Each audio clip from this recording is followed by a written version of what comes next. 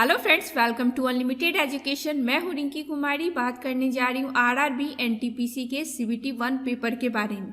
Means 28 दिसंबर को आप लोग का जो एग्जाम हुआ था शिफ्ट 1 में, तो उसमें जीए, जीके एंड जीएस का पेपर किस तरीके का आया था, तो उसके बारे में बात कर रहे हैं। याद रखना कि आप लोग का जो टोटल जो था वो 40 क्वेश्चन था, तो हम लोग पार्ट 1 पार्ट 2 में डिवाइड कर लिए। तो ये आपका पार्ट 1 है। तो हम लोग देखते हैं कि आपका किस तरीके का क्वेश्चन पूछा गया था, तो उसको हम लोग क्या करते हैं ना कि फुल एनालिसिस करते हैं। और याद रखना, जो भी आपको पॉइंट बताया जाएगा तो उसको आप लोग नोट कर लेना, ताकि आगे जो एग्जाम होने वाले हैं तो उसमें आपको हेल्प हो सके। ओके, तो चलो देखते हैं। सबसे पहला क्वेश्चन जो है वो पूछा गया था आपसे कि विच of the following articles include provision for election commission. निम्नलिखित में से किस अनुच्छेद में चुनाव आयोग के लिए प्रावधान शामिल है। क्वेश्चन क्या था, किस अनुच्छेद में चुनाव आयोग के लिए प्रावधान है, तो वो हो जाएगा आपका option number A, means article 324। Okay, अनुच्छेद 324 में जो है चुनाव आयोग के लिए प्रावधान शामिल किया गया है। ठीक है, चलिए नेक्स्ट क्वेश्चन देखते हैं।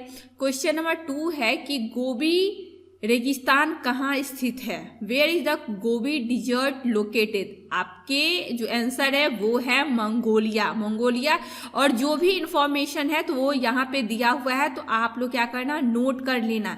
गोबी डिजर्ट से रिलेटेड जो भी इंफॉर्मेशन है तो ये यहाँ पे मैंने पॉइंट कर दिया है, तो आप लोग इसको नोट कर लेना कि गोबी डिजर्ट जो है वो कहाँ है, तो मंगोलिया में है। और ये जो है एक कोल्ड डिजर्ट है, मतलब ठंडा रेगिस्तान है। ठीक है, और ये किस चीज के लिए फेमस है, तो ये है डायनासोर फॉसिल डिजर्ट्स के लिए। ओके, चलिए नेक्स्ट क्वेश्चन देखते हैं। क्वेश्चन नंबर 3 है, सैंडल पर्वत डैश में स्थित अंडमान और निकोबार द्वीप समूह की सबसे ऊंची चोटी है, तो इसका आंसर क्या हो जाएगा, नॉर्थ अंडमान यानी उत्तर अंडमान। ओके, चलो नेक्स्ट क्वेश्चन देखते हैं। क्वेश्चन नंबर 4 है कि पृथ्वी दिवस किस दिन मनाया जाता है, तो वो हो जाएगा आपका 22 अप्रैल यानी ऑप्शन नंबर डी। ठीक है, और ये जो 22 अप्रैल को जो मनाया जाता है, तो 2020 में जो अर्थ डे मनाया गया था तो उसका थीम क्या था, तो वो था आपका क्लाइमेट एक्शन। ओके, तो देखो कितना सारा यहाँ पे जो भी डिस्कस कर रहे हैं, तो यहाँ पे 2 पॉइंट आपको डिस्कस हो जा रहा है कि अर्थ डे कब होगा, तो वो हो जाएगा 22 अप्रैल को। और 2020 में जो अर्थ डे था तो उसका थीम क्या था, तो वो था आपका क्लाइमेट एक्शन। चलिए नेक्स्ट क्वेश्चन देखते हैं। क्वेश्चन नंबर 5 है कि what is the SI unit of electric resistance. विद्युत प्रतिरोध की मानक इकाई क्या है, तो आपके आंसर हो जाएंगे ओम यानी ऑप्शन नंबर सी। अब यहाँ पे क्वेश्चन अराइज होता है कि ये वोल्ट जो है वो किसका एसआई यूनिट है। वोल्ट किसका एसआई यूनिट है, तो ये हो जाएगा आपका इलेक्ट्रिक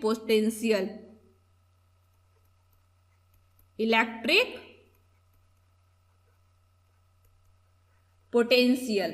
ओके, अब दूसरा है कि एम्पियर, तो ये क्या है, तो ये आपका इलेक्ट्रिक करंट का है, और जूल किसका है, तो ये है एनर्जी का। ठीक है, अब देखो यहाँ पे जैसा यूनिट ऑफ इलेक्ट्रिक रेसिस्टेंस दिया हुआ है, तो इसको किस चीज से डिनोट करते हैं, तो कैपिटल आर से। और ओम को किस चीज से डिनोट करते हैं, तो ओम का सिंबल ये होता है। ठीक है, चलिए नेक्स्ट क्वेश्चन देखते हैं। क्वेश्चन नंबर 6 है, प्राचीन भारतीय पाठ राजतरंगिणी एक रचना है, किसकी रचना है, तो आपके आंसर क्या हो जाएंगे कि कल्हन यानी राजतरंगी किसकी रचना है, तो Kalhana means option number B is the correct answer. Next question है आपका कि weight of an object on the moon is, question mark है, the weight of the object on earth, तो इसका आंसर क्या हो जाएगा कि चंद्रमा पर किसी वस्तु का भार पृथ्वी पर वस्तु के भार का कितना होता है, तो 1/6 होता है। यहाँ पे कुछ पॉइंट दिए हुए हैं, तो आप लोग नोट कर लेना। पहला पॉइंट है कि the weight of an object depend on the value of G. G क्या है, तो ये है स्मॉल जी यानी एक्सेलरेशन ड्यू टू ग्रेविटी। दूसरा पॉइंट है कि acceleration due to gravity of earth is 6 time the earth due to gravity of the moon. Third है कि the weight of an object on the moon is equal to 1/6 of its weight on the अर्थ। और weight क्या होता है, तो weight होता है mass into acceleration due to gravity of planet. तो ये चारों पॉइंट जो है तो आप लोग ध्यान देना। चलिए नेक्स्ट देखते हैं।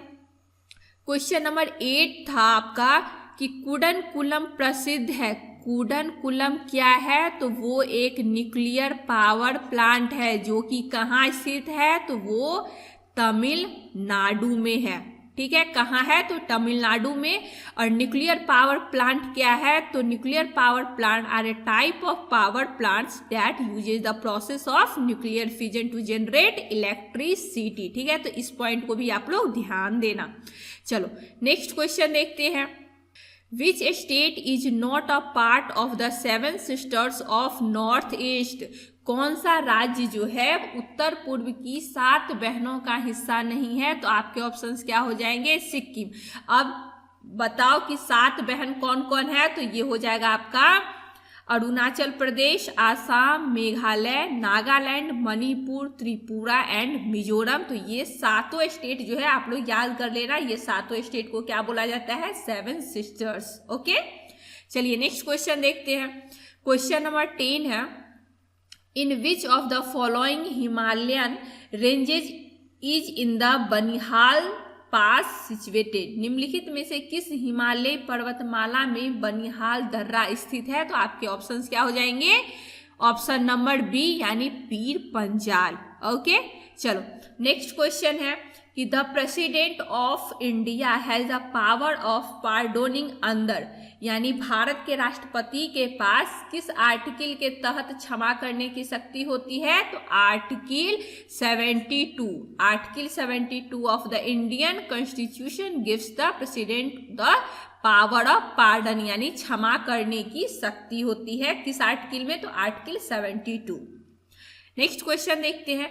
क्वेश्चन नंबर 12 है कि who was the founder of प्रार्थना समाज। प्रार्थना समाज के संस्थापक कौन है, तो वो हो जाएगा आपका डॉक्टर आत्माराव पांडुरंग। अब यहाँ पे देख लो अच्छे से कि दयानंद सरस्वती क्या थे। दयानंद सरस्वती क्या थे, तो ये आपके आर्य समाज के संस्थापक थे। कौन थे, आर्य समाज के संस्थापक। केशव चंद्र सेन कौन थे, तो ये आदि समाज के संस्थापक थे। और स्वामी विवेकानंद कौन थे, तो ये थे राम कृष्ण मिशन। ओके, तो कंफ्यूज मत करना। यहां आपसे क्वेश्चन पूछा गया था कि प्रार्थना समाज के संस्थापक कौन थे, तो इसका आंसर हो जाएगा डॉक्टर आत्माराव पांडुरंग। हो सकता है कि नेक्स्ट के शिफ्ट में आपसे पूछा जाए कि दयाराम सरस्वती किस चीज के थे, तो ये थे आर्य समाज के संस्थापक। केशव चंद्र सेन जो थे वो आदि समाज के संस्थापक थे। और स्वामी विवेकानंद जो थे वो रामकृष्ण मिशन थे, रामकृष्ण मिशन के संस्थापक थे। चलिए नेक्स्ट क्वेश्चन देखते हैं। नेक्स्ट क्वेश्चन है कि on which on the following dates was ISRO found. ISRO किस तिथि को स्थापित किया गया, तो इसरो जो है 15 अगस्त 1969 में स्थापित गया।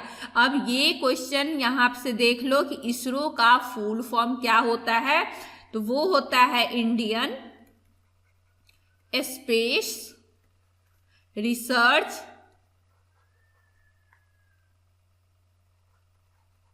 ऑर्गेनाइजेशन।